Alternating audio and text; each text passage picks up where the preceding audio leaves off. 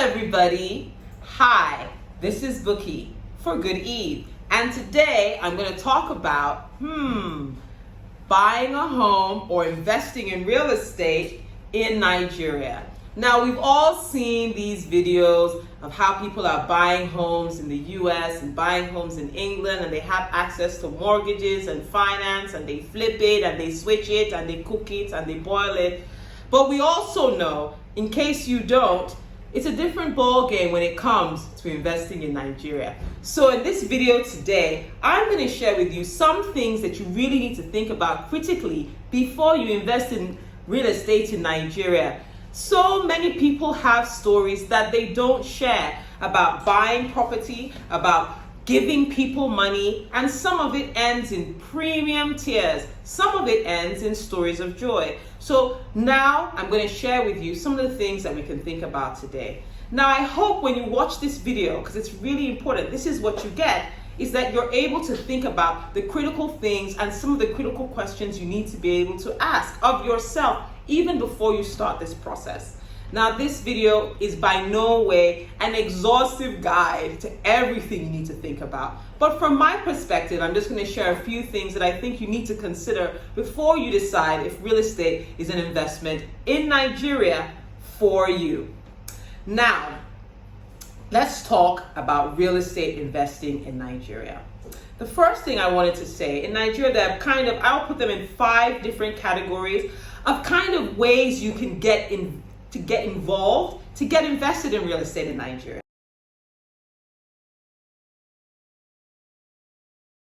The first one are off-plan developments. What does this mean?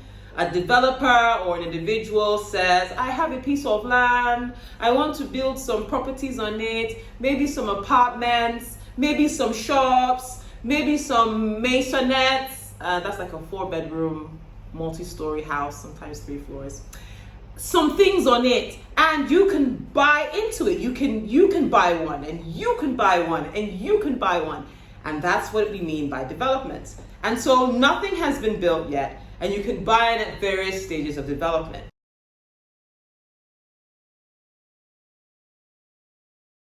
The second thing I would say, second way you can get into property investing in Nigeria, is to buy an existing property that's already been built. So that's another way. So that's just like what we're mostly familiar with, we see in the US. You buy a house that someone is living in, you rent it, or you move in yourself. It already exists, you renovate it, you move in.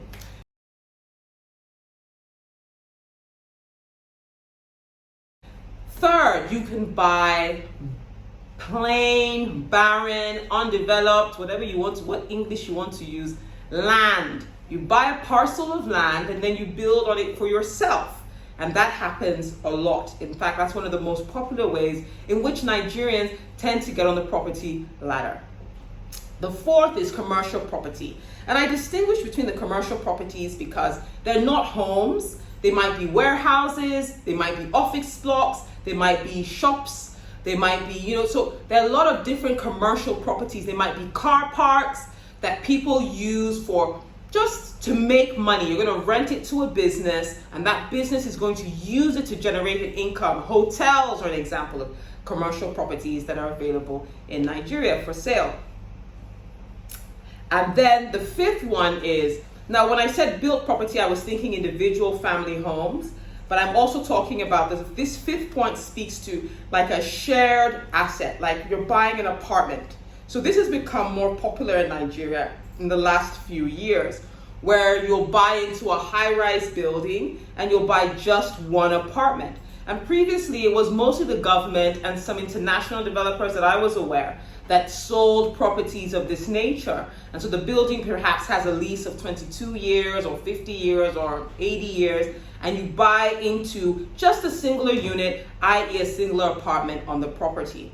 So that's also another way in which people invest and are investing in properties here in Nigeria. Now, I have a couple of things I need to tell you before I proceed, because I've defined real estate investing in Nigeria, the kind of assets you can invest in, and this is not exhaustive. I need to say one more thing. This is not financial advice. I am not telling you to invest in real estate in Nigeria. I'm merely providing some financial education and information. And you can add this to your portfolio of advice that you are going to go and research in order to make a determination for yourself if you are going to invest in real estate in Nigeria.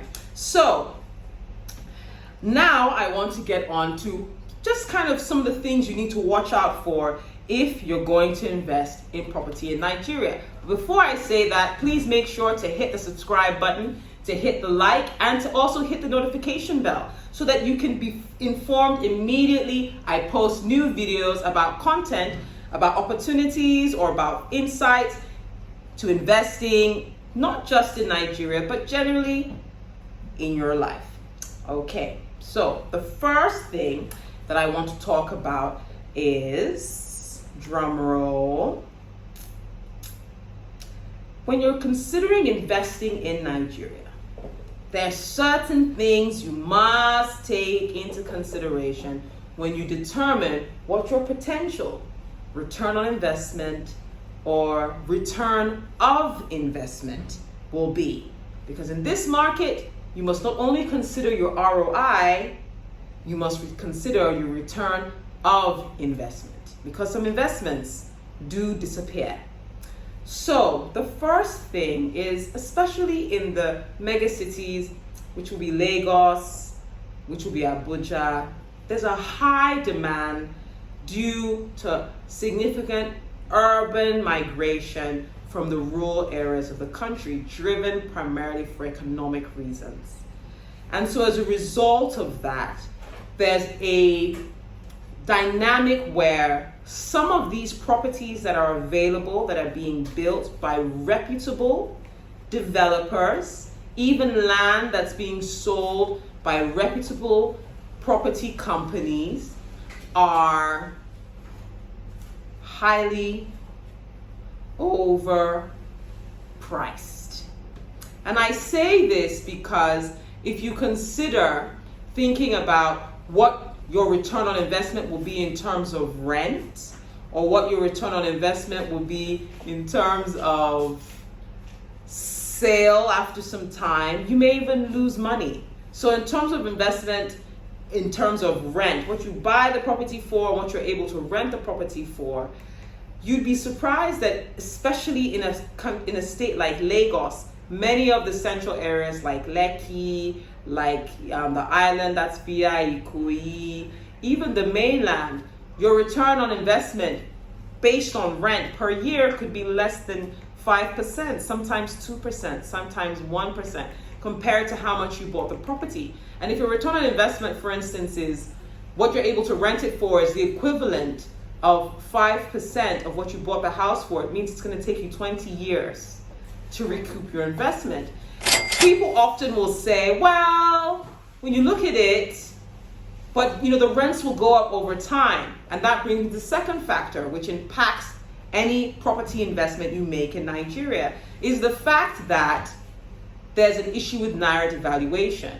And as long as I have lived, naira has always devalued. So even if you're able to increase your rents, those rent increases rarely will they match the devaluation of the naira. So a few of the things that you need to watch out for when investing in real estate in Nigeria are, one, the high costs of properties. Even from the stated estimated valuations of properties in any given area in which you wish to buy a property, whether it's land, built, commercial, you'll generally find sellers selling them on the higher end of the valuation of that property. And you find that sometimes owners of properties are very happy to allow their properties to remain fallow or vacant while they wait for that ideal, albeit somewhat unreasonable price, an unrealistic price, to come to pass. And this also now affects neighboring properties, with there being this thing of prices being driven up and driven up and driven up, even though quite a few of these properties may in fact actually be vacant, empty, and in some cases terribly neglected. Second thing you need to bear in mind is that any investment, especially a real estate investment, which is not easy to get out of, will be subject to naira depreciation. And while people feel that assets like a house are a good store of wealth, in Nigeria there's a peculiarity, especially in the last 8 years, where there have been multiple devaluations that have in essence reduced the ultimate, if you'd say, dollar or pound valuation of these properties. I'll give a small example. If you bought a home in Nigeria, for instance, at a price of 50 million naira, and at the time that you bought the home, pound was exchanging with naira at the rate of 250. Imagine that today, pound is exchanging with naira at the rate of over 700, almost 800 naira for a pound. Now, I can assure you that that home, if it's in Lekki, the island, is not worth 4 times, even the mainland is not worth 4 times the valuation. It will not be sold, that 50 million naira home will not be selling for 200 million. You cannot say that. In the last 6 years, no. Perhaps it's selling for 100 million. You might even be lucky to sell it for 150, but you certainly won't be selling it on average for 200 or 250, which means any gains that you think that you have made, when you peg them against a foreign currency, you may find yourself ultimately in a loss-making position. So that is, for instance, the impact of naira depreciation. If you, for instance, hold a property for a long period of time and there's depreciation, several depreciations that take place while you hold the property. Third point, increased urban to rural migration. And so what that means is that there continues to be pressure on, developers, and this is particularly in Lagos and Abuja. There's a lot of pressure because you have a lot of people moving to these areas, many of whom cannot own homes, and they put a lot of pressure on the utilities that exist in these states. So it's not uncommon to see in Lagos, people living in partially completed buildings, living in wooden structures, living in all sorts of makeshift structures, setting up businesses and trades and impromptu markets that affect the beautification and ultimately can devalue the value of your property, depending on which areas this happens in. So that migration, while it can be good, it also has a consequence because as at yet, the state government has not been able to meet the demand that's being caused by this migration. Okay, that was a bit of a mouthful. Another point I'd like to raise is ineffective, scratch that, basically unenforced property protection laws. Let me say that again. Poorly enforced property protection laws. So, for instance, in Lagos State, if you wish to evict a tenant that has not paid your rent, if you have an investment property, for instance, the process can be quite onerous. You have to give 6 months notice. If the tenant chooses not to leave, then you have to proceed to court. The court process to evict them, even with no context, can take just not for any reason, just with adjournments and delays and life, can take you another year. And then at that point, the court will still ask the tenant, okay, how much time do you need to move out? And so it can take you, if you're very unlucky, 2 to 3, sometimes 4 years to evict a tenant, if you choose to do it honestly.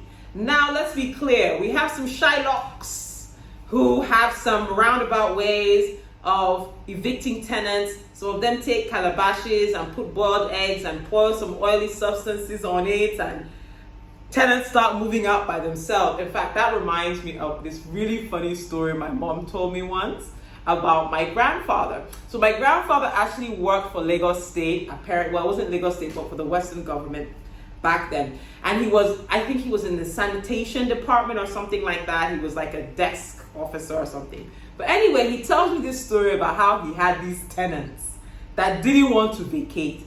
And they were very rude. Some people, when they owe you, they become really saucy about it, really rude with it. Like, I know I'm owing you. I just didn't say I wasn't going to pay. Is it just because of this little bit of money? That is why you are talking to me like this, Oga landlord? So he had tried to get these guys out. He'd spoken to them. He talked to relatives. He'd spoken to their guarantors. This was probably just early post-independence, so things were still gentlemanly like then. And when it wasn't working, one of my grand uncles came to tell my grandfather, you know what you should do, sir? Just get a calabash. No, he said, just get an egg, break it in front of their door, and then sprinkle some white powdery substance on the borderline of the egg. That is it. Thank me later. So my grandpa was a bit of a rascal. And so he decided, well, this will make a good story. Even if it doesn't work, I would say it didn't work. And so he did it. In fact, my mom tells me that his tenants, back then there were no burglary proofs because Nigeria was better. His tenants moved out through the windows. I don't even know please, if you know what that breaking of egg and sprinkling of white powder means, just help me to put it in the comments. I don't even know what it means. But when she told me that they refused to pass that front door, they threw their chairs, they threw their furniture, they threw their pots, their pans, their children, everybody left through the windows. Nobody passed that door again. And that was how they left. Within 24 hours, they were out of that place. They didn't allow the egg to dry. So, like I said, even in 2021, we have some Shylock, property owners that have all sorts of, means, unethical, illegal, questionable means of frustrating tenants and pushing them out. But I think the fundamental challenge in Nigeria is the laws are poorly enforced or not enforced at all. When landlords seek for help and seek for support, they end up being taxed and unhelped by the state. And so at the end of the day, it can be very onerous and very painful for a landlord who has spent money and invested in this asset and they're not enjoying any kind of reasonable return. So one has to be mindful of that. When you go, if you have the temperament, if you're a downright rascal and you have the strength to do it, it's a thing that you should consider when you're thinking about buying property in Nigeria and where you buy your property in Nigeria. Another thing to consider is the quality, the standard of quality of building, buildings, the building standard. Especially if you're buying a pre-built or an off-plan property, you really have to take a look at the developments that have been done by this company, this real estate company in the past. It's probably worth it for you if you can visit someone who lives in the property. We've heard horrible stories of estates that are sinking, that are waterlogged, that are flogged. There's one particular one in Ikoyi that I will not say the name of it, that was built by,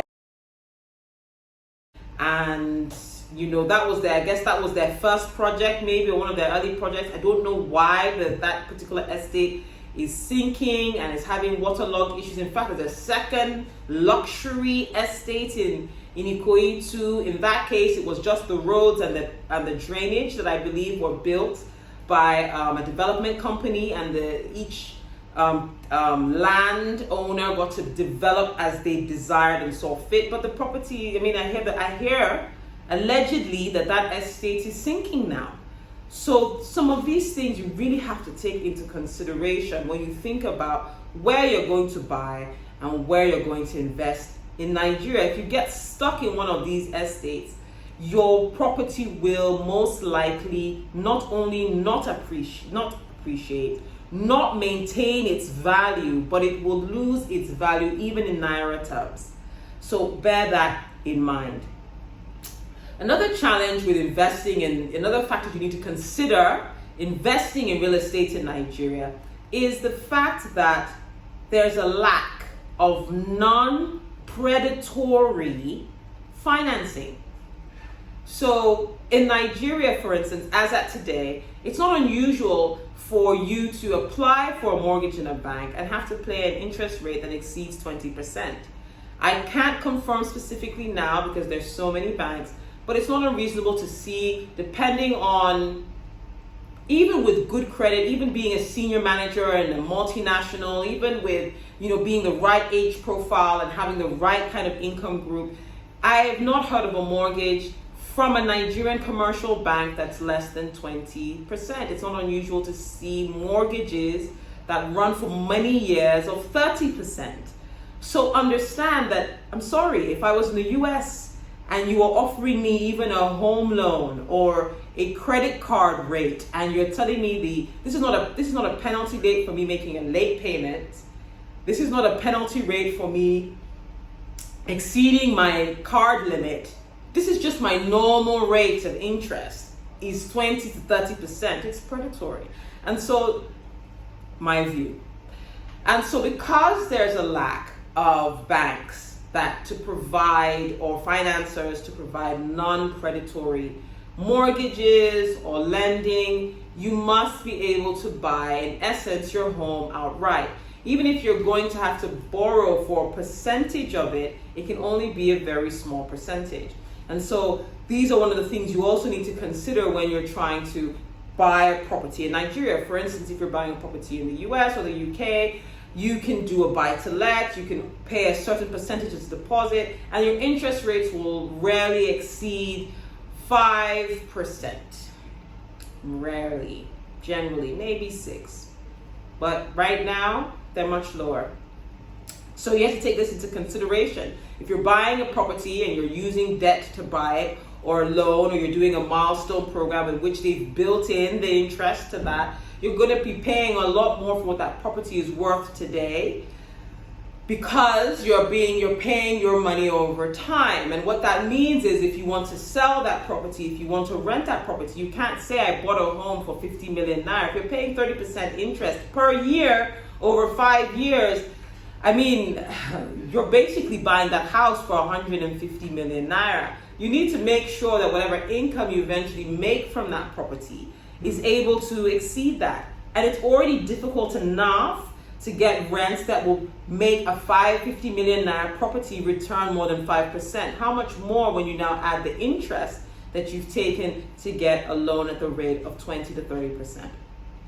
Another thing that you should take into consideration when you're buying property in Nigeria, I can't dwell on this enough because there have been so many property collapses, is there are a lot of inexperienced developers. I mean, this is the only place where you'll hear a story of someone saying that, oh, I used to sell shirts. I used to sell, what I used to do was I used to sell t-shirts. And now I'm building high rises of 21 floors or 50 floors. Praise the Lord.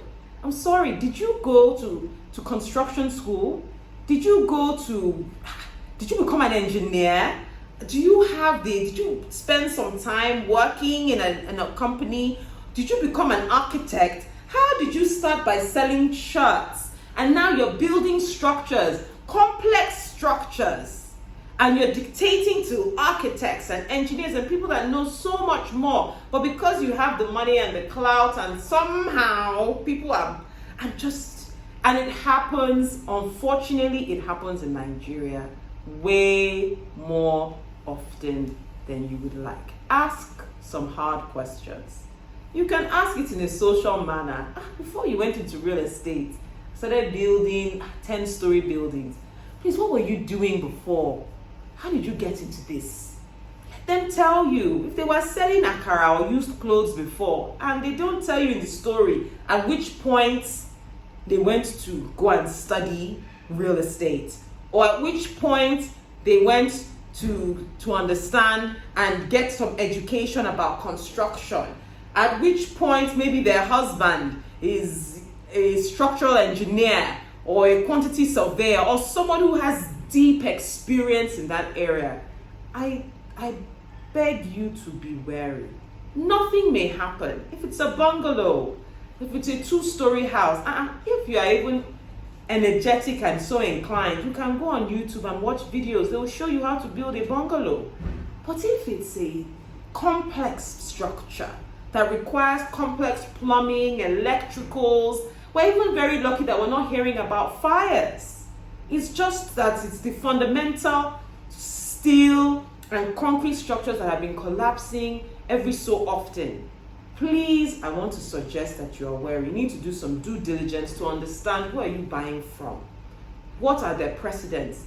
Even if they've not had a collapse, try and understand who is on the team, who are the critical parties. If the owner has no background in construction and their background is in selling church shirts or selling suits or selling used clothes, then you actually need to find out specifically who is the next layer underneath that person. What are their precedents? What is their level of knowledge, experience? And you see, in Nigeria, people just don't use it. We have Association of Engineers. There's Coren. There are places where questions can be asked and things can be ascertained. Don't think that those people are being haters or they're being petty because they're saying, we all know him. We are surprised something has not happened yet. No. Make sure that you ask those questions. Another thing you need to take into consideration, the next point, investing in this space and thinking about real estate in this space is, I've talked about inexperienced developers. Then you have the issue of dishonest developers and real estate sales companies. And what do I mean by that? So there's land investing, because I've talked about all the risks and challenges, perhaps indirectly, that you have when you're buying a built structure. So let's look at land. Well, the challenge in Nigeria is it's very difficult to register land.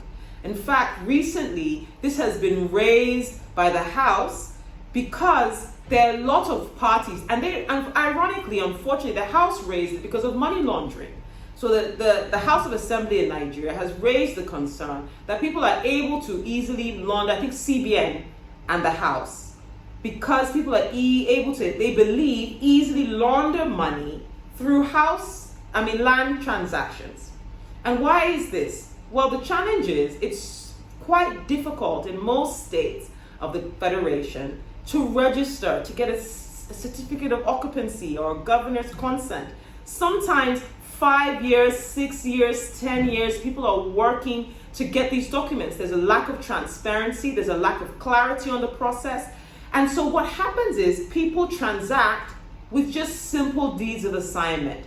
I say I bought the land from you, you show me evidence that you bought the land from someone else, they show evidence that they bought the land from maybe an original family landowner.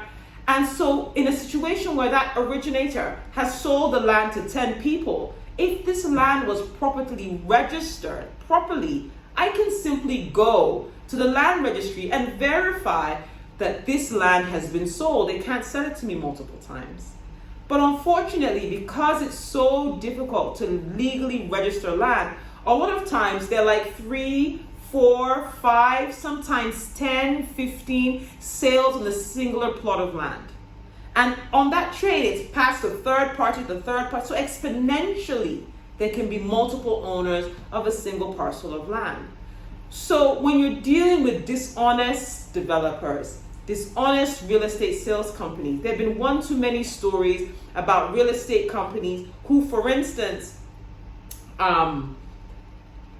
sell estates. They just sell plots of land. They say, oh, when you buy all these plots of land, and then 2 years hence, we're going to build the road. They'll just build the infrastructure for you, the roads, the street lights, the drainage. You find after you've paid this money and 2 years comes up and it's time for them to allocate to you, you discover that the company itself never owned that land. And honestly, I don't think they're completely dishonest. Some people think they own it, but I don't think you should on-sell wholesale if you don't have legal registration, i.e. you don't have a COO, you don't have a certificate of occupancy. There have been cases where some dishonest companies create fake versions of this and show it to potential customers to buy into such properties, or they imply that it's available, and unknowing and inexperienced investors don't ask. And even when they ask, they don't go and verify at the land registry, because you can verify at the land registry. A lawyer can provide that service for you relatively inexpensively. And given how much you're going to pay to buy that land, I think it's an expense you should pay. Another point I need to speak about is the difficulty in getting land registered. And I've talked about that. And I cannot say as to why it's difficult, but it's just is. It takes a while. So even if you think you want to buy land, and all these, you can see all these issues, they're compounding, they overlap.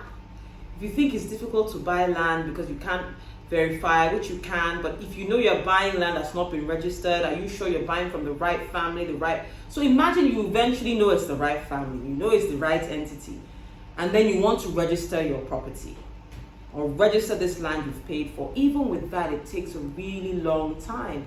So if you're thinking, okay, I'm going to buy this land, I'll buy a large parcel of land, I can split it into 100 plots, let me just quickly go get this thing registered, and you think, worst case scenario, 1 year. There are people who've been trying to get their lands registered for 10 years. And you know, the longer it takes you to get that title, the original owners are more likely to resell your land and resell it and resell it and resell it. And if you think, oh, I'll just develop it, because some people have that boldness and they have the money, I'll just develop it and build on it like that. After all, when they see houses, possession is 9/10 of the law. I'm sure we are aware that every governor of Lagos destroys houses in mass, especially in Lekki. We see it a lot.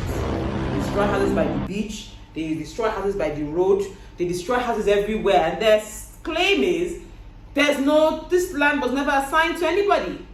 So you do so at your own risk. So I want to say, with these points, I'm just checking my sheet to see if I have any more talking points for you. I think the final point, and I can't belabor it enough, has to do with the return on investment. You're going to face all these risks, and then the ultimate ROI in terms of appreciation. If you peg your appreciation to a foreign currency like USD, pounds, even when you see the property prices go up, it doesn't keep up, from what I've seen in most areas, with those rates. It doesn't counter devaluation effectively. The other thing you find is, like I said, the rental price. You know, if you own a 50 million naira property and your rent that you can charge on it is 1 million naira, it's 50 years. And remember, every time a tenant moves out, you have to repair the property. It's almost a loss-making venture if you're not careful. So I think my conclusion is, I think unless it's commercial, where you don't have to do the renovations, you don't have to expend as much, I think that you should really think very carefully and really make sure you do your numbers, do your figures before you invest in a property in Nigeria. Now, one thing I'm going to do to wrap up is, this video has really talked about the things you should be careful about, and it comes across like the challenges, maybe a bit of a negative video, and we know me, I'm not about the negative, so I'm still going to do another video to share with you that's going to tell you about the positive sides of investing in real estate in Nigeria. But for now, remember to like, subscribe, tick the notification button, and comment below. I want to hear your view. Please disagree with me, but respectfully. All right, bye for now.